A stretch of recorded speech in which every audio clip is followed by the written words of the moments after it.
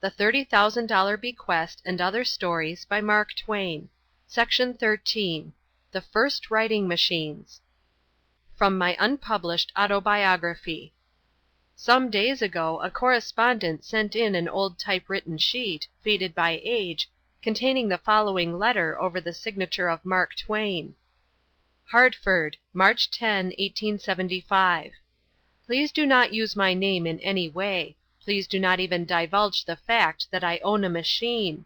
I have entirely stopped using the typewriter, for the reason that I never could write a letter with it to anybody without receiving a request by return mail that I would not only describe the machine, but state what progress I had made in the use of it, etc., etc. I don't like to write letters, and so I don't want people to know I own this curiosity-breeding little joker. A note was sent to Mr. Clemens asking him if the letter was genuine, and whether he really had a typewriter as long ago as that. Mr. Clemens replied that his best answer is the following chapter from his unpublished autobiography. 1904, Villa Quarto, Florence, January. Dictating autobiography to a typewriter is a new experience for me, but it goes very well, and is going to save time and language, the kind of language that soothes vexation. I have dictated to a typewriter before, but not autobiography. Between that experience and the present one there lies a mighty gap, more than 30 years. It is sort of lifetime. In that wide interval much has happened, to the type machine as well as to the rest of us. At the beginning of that interval a type machine was a curiosity. The person who owned one was a curiosity too. But now it is the other way about. A person who doesn't own one is a curiosity.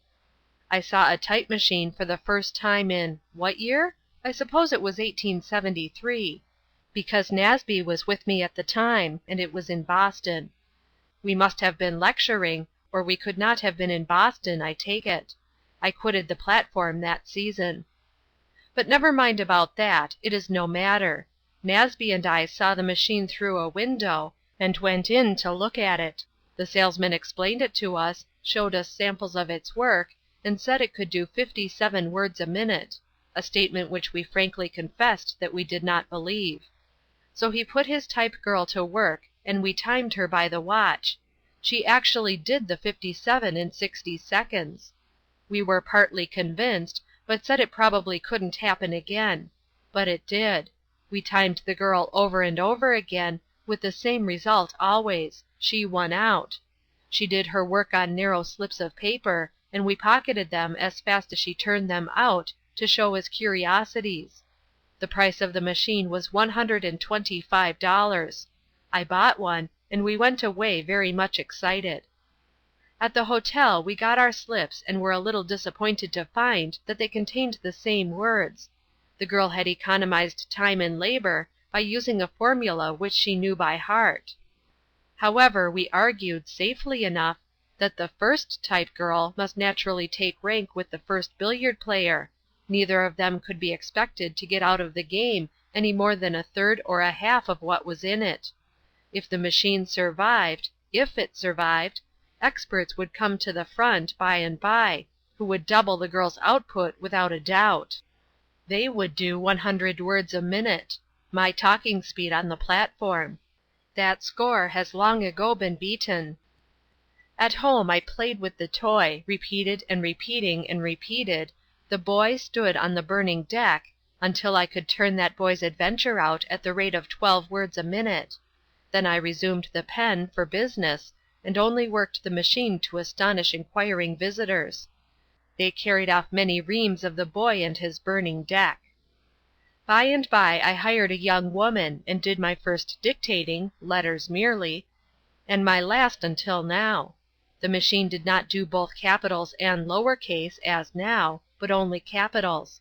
Gothic capitals they were, and sufficiently ugly. I remember the first letter I dictated. It was to Edward Bok, who was a boy then.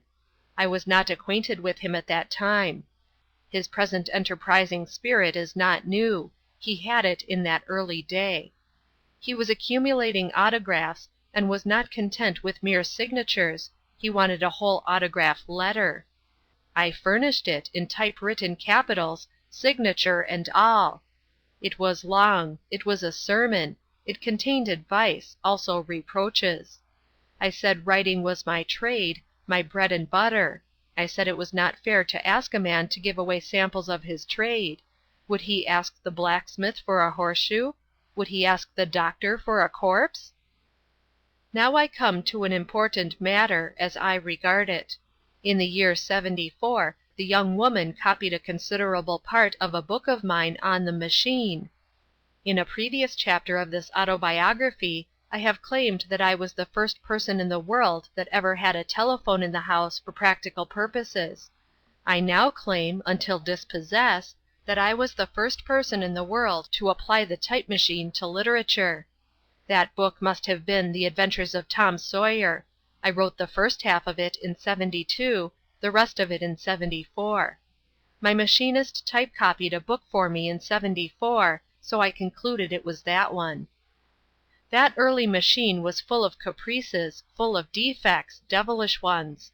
It had as many immoralities as the machine of today has virtues. After a year or two I found that it was degrading my character, so I thought I would give it to Howells.